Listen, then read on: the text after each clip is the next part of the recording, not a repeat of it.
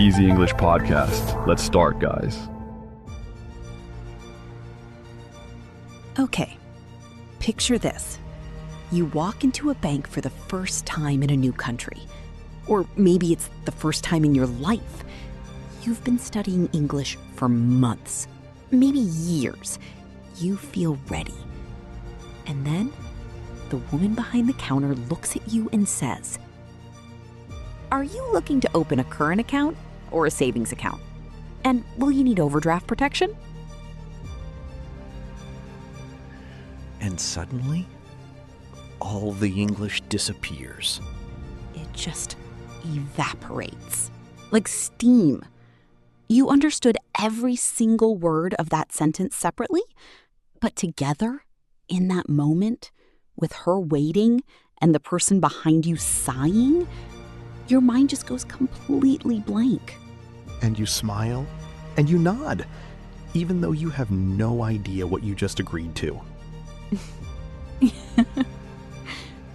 You nodded. And now you have overdraft protection you didn't ask for. We've all been there. In the bank, in the doctor's office, in the government office, somewhere official and important, where the English feels different, faster, more technical, more serious. And nobody prepared you for that English. Your textbook didn't have a chapter called What to Actually Say at the Bank. Until today. Welcome to Practice Easy English, the podcast that meets you where you are. Not where a textbook thinks you should be, where you actually are, in your real life, navigating real English in real situations. I'm Maya. And I'm Liam. And today we are going somewhere that makes a lot of people nervous, even in their own language. The bank. The bank. Specifically, how to open an account, how to understand what people are saying to you, how to ask questions confidently, and how to leave feeling like you understood what just happened. Because that last part matters so much. That feeling of, I followed the conversation. I participated. I knew what I was doing. That feeling is confidence, real confidence, and it builds something in you that lasts. We're not going to give you a boring list of vocabulary words. We're going to walk through the whole experience together. The feelings, the phrases, the moments of confusion, the moments where something clicks. We're going to have real conversations, the way they actually sound. So when you walk into that bank or call that helpline or sit down with that financial advisor, you feel ready. And if you've already had a confusing bank experience and you just want to finally understand what happened, this episode is also for you. all right, let's go to the bank. So, Liam, can I ask you something first? Always. Do you remember the first time you had to deal with something at a bank in English? Not in your first language, in English. Yes, I remember it vividly. This was when I first moved to a new city, completely on my own. I needed to open a bank account because my employer needed my account details to pay me. So, no account, no salary. Very motivating situation. High stakes. The highest. So I went in, I'd rehearsed a little, I knew I wanted to open an account. I walked up to the counter, I said, "Hi, I'd like to open a bank account, please." Which I was quite proud of. Very clean sentence. That's a great opening sentence, by the way. Thank you. And then the man said, "Sure. Are you interested in our Flex Plus account, our Standard Current, or our Savings Builder?" And all three of those just sounded like made up words. Like he just invented them. Savings Builder does sound a bit like a video game item. It really does. Like I unlocked the Savings Builder after level 5. And I stood there and I smiled and I said, "The standard one?" Safe choice. The safest possible choice. And it worked out fine, actually. But I left feeling like I'd missed something. Like the conversation had happened around me rather than with me. And that feeling of being on the outside of a conversation that directly affects your own life, that's not a nice feeling. It's like trying to read a map through a foggy window.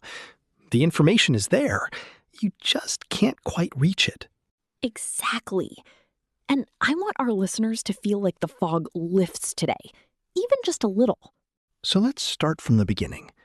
You're walking into the bank for the first time. What do you actually say? Okay, so you walk in.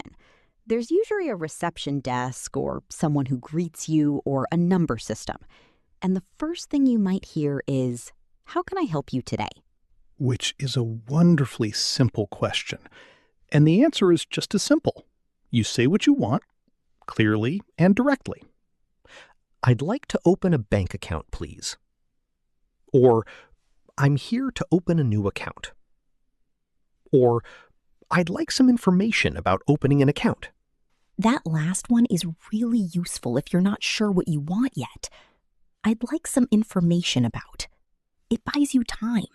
It tells them you're exploring. It's not a commitment. It's just a conversation.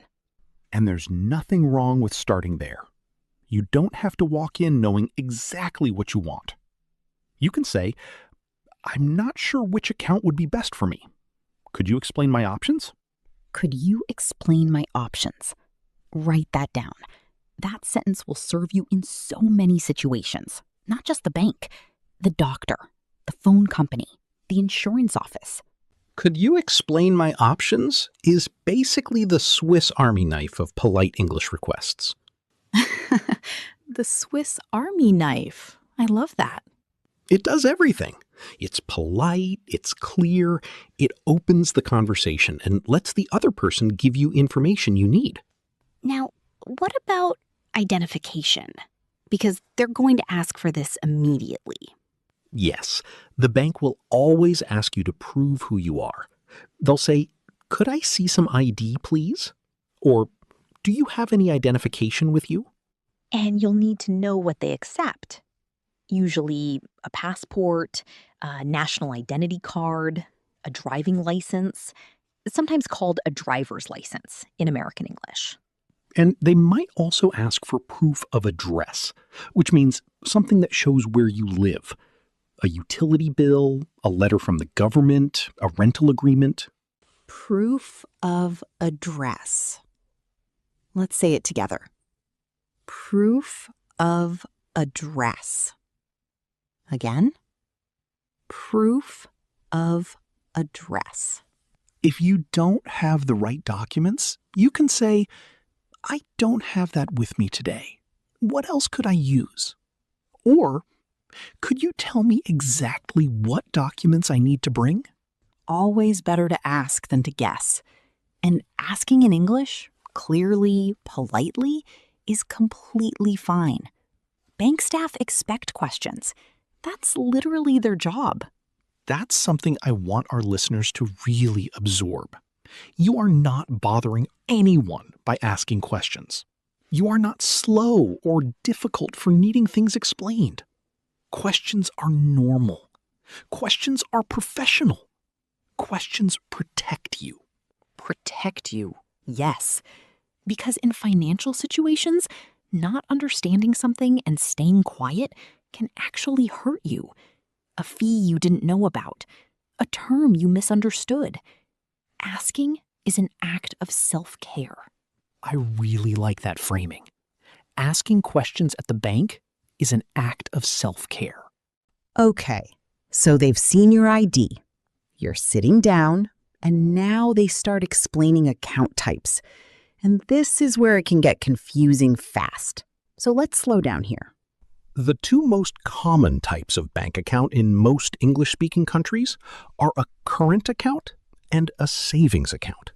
In American English, a current account is usually called a checking account. Same thing, different name. A current account, or checking account, is your everyday account. It's where your salary goes. It's what you use to pay bills, buy groceries, transfer money. You use it constantly. Think of it like a river. Money flows in, money flows out. It's always moving. A savings account is different. It's more like a still lake. Money goes in and ideally stays there.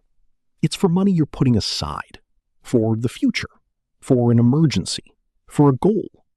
And savings accounts usually earn interest, which means the bank pays you a small amount of money for keeping your money with them. Earn interest. Let's say that slowly together. Earn interest. Again, earn interest. So if someone at the bank says, this savings account has a 2% interest rate, they mean every year they will add 2% of whatever you have saved to your total. If you have £1,000 or dollars saved, 2% interest means the bank adds £20 or dollars to your account each year. Small, but it adds up, especially over time. Now, a really important phrase. The interest rate. What is the interest rate on this account? That is a question worth asking every single time, because it varies, it changes, and it matters. Huge green flag if someone asks that. It shows you're thinking, you're engaged, you're not just nodding. No mystery overdraft protection. No mystery overdraft protection. You know what we haven't said yet, but I think needs to be said? What's that?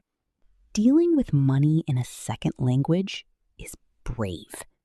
Genuinely, sincerely brave. Because it means sitting with discomfort in a situation where the stakes are real, where you can't afford to just smile and nod, and doing it anyway. And I think so many of our listeners carry a kind of quiet anxiety around these official situations. The bank, the doctor, the post office. Places where English isn't just English. It's authority. It's systems. It's decisions that affect your actual life. And I want you to know that anxiety is understandable. It's normal. It makes complete sense. But it doesn't have to control you. Because you now have words. You have phrases. You have the right to ask questions, to slow things down, to say, could you explain that in simpler terms? You have permission. You've always had permission. The next time you walk into a bank, or make that call, or sit down with an advisor, you are not just someone who doesn't understand. You are someone who is learning, who is asking, who is figuring it out. And that person who walks in anyway, even when it's a little scary, they are doing something remarkable every single time. We'd love to hear from you. Have you ever had a confusing or funny or stressful experience at a bank? In English or in any language? Tell us in the comments. What happened? What did you wish you'd known? Your story might be exactly what another listener needs to hear. We read every single comment. Every one. This is Leo. And this is Mia. And you've been listening to Practice Easy English.